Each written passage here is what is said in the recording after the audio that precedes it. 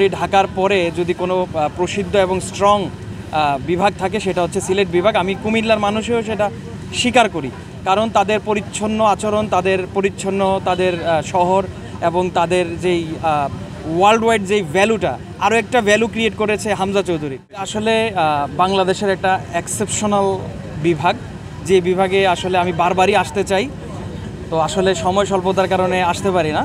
সিলেটে এমন কিছু জায়গা, এমন কিছু নিদর্শন আছে যেগুলো আসলে প্রতিনিয়ত প্রত্যেকটা মানুষেরই মানে কি বলবো, মনে দাগ কাটে।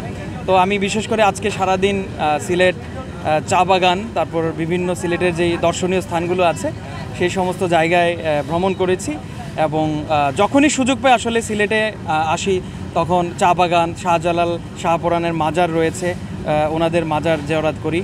তারপর যে সুনির্দিষ্ট কিছু জায়গা আছে যে প্রোগ্রামে আসলে বিশেষ করে ঘোরার তো এখন আর সময় পাই না, বিশেষ করে সিলেটে আসা হয় প্রোগ্রামে। তো প্রোগ্রামে আসলে আমি চেষ্টা করি সিলেটের এই দর্শনীয় স্থানগুলো ঘুরে দেখার আর কি। আর সিলেট বলতে আসলে আমি মনে থাকার পরে যদি কোনো প্রসিদ্ধ এবং স্ট্রং বিভাগ থাকে সেটা হচ্ছে সিলেট বিভাগ। আমি কুমিল্লার মানুষেও সেটা স্বীকার করি, কারণ তাদের পরিচ্ছন্ন আচরণ, তাদের শহর এবং তাদের যেই ওয়ার্ল্ড ওয়াইড যেই ভ্যালুটা, আরও একটা ভ্যালু ক্রিয়েট করেছে হামজা চৌধুরী সহ আরও যারা সিলেটকে যারা রিপ্রেজেন্ট করে। তো আমি মনে করি তাদের জন্য সিলেট আরও বেশি স্ট্রং এবং সিলেটের ওয়েটটা আরও বেশি গেইন করবে। ওয়েদার আজকে আসলে সারাটা দিন আমি বাইরে ছিলাম, এত ঠান্ডা আবহাওয়া, বিশেষ করে এটা মেঘালয়ের কারণে। ভারতের যে মেঘালয় অঞ্চলটা আছে, আমাদের বাংলাদেশের আন্ডারেও যেটা আছে, এটার তারতম্যতা এবং এটার ভারসাম্যের কারণে আমরা মোটামুটি একটু ঠান্ডা আবহাওয়া ভালো। আসলে মানুষের জন্য মানুষ বিপদে পড়বে, সেটা সিলেট হোক, কুমিল্লা হোক, দিনাজপুর হোক, এটা ম্যাটার করে না। ম্যাটার হচ্ছে মানুষ বিপদে পড়েছে এবং সেই বিপদে আমরা কি করতে পেরেছি। আমরাও মানুষ। আজকে আমরা সিলেটবাসীর কাছে গিয়েছি।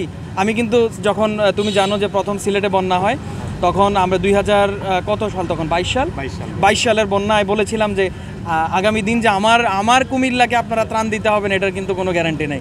কিন্তু গত বছর দেখো সবাই কুমিল্লার জন্য ত্রাণ নিয়ে গেছে। তো এটা হচ্ছে স্বাভাবিক ব্যাপার। আজকে আমি গরিব, কালকে রাজা গরিব হবে, এটাই পৃথিবীর নিয়ম।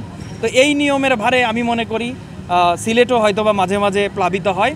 তো সেই প্লাবিত অঞ্চলগুলোতে আমরা আসলে আসতে পেরে, তাদের পাশে দাঁড়াতে পেরে, আমি মনে করি আমাদের জন্য এটা গৌরবের বিষয়। এবং আমি চাই না এটা এ ধরনের কোনো ঘটনা ঘটুক, তারপরেও বলবো যে এটাতে সবাই এগিয়ে আসা উচিত এবং সিলেট সহ প্রত্যেকটা জেলায় এই ধরনের দুর্যোগপূর্ণ অবস্থায় পাশে থাকবে। আসলে দর্শক ছাড়া আমরা তো কিছু না, এসকে মিডিয়া কিছু না, টিপু চৌধুরীও কিছু না।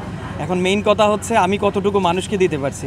এই যে আপনারা প্রশ্নটা করলেন সিলেটে আসার পরে, যে ভাই সিলেটে তো বন্যায় আসছিলেন, হ্যাঁ কাজ করছিলেন, আপনারা যতটুকুই পেরেছেন মানুষের পাশে দাঁড়িয়েছেন, এই যে কথাটা আপনাদের ভিতর থেকে কেন আসলো? কারণ আমি আসতে পেরেছি, আমি আপনাদেরকে দেয়া ওয়াদা রাখতে পেরেছি, আপনাদের ভালোবাসা পেয়েছি। সিলেট তো আমার কোনো আত্মীয় স্বজন নেই, আমাদের আত্মীয় স্বজনের মতো হয়েছেন।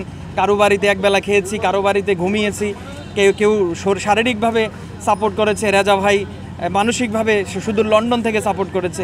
তো এভাবেই আসলে সবার ভালোবাসা নিয়েই ভালো থাকার চেষ্টা আর কি।